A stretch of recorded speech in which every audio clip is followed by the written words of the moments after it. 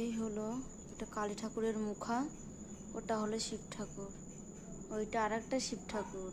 আমাদের মন্দির আমি ঘুরে দেখাচ্ছি। আমাদের মন্দির এটা আমার গুরু মায়ের মূর্তি, এটা আমার গুরুদেবের মূর্তি। এটা একটা যজ্ঞকুণ্ড, এটা আমাদের বাড়ির বুড়িমা ঠাকুর। দেখে নিন ভালো করে।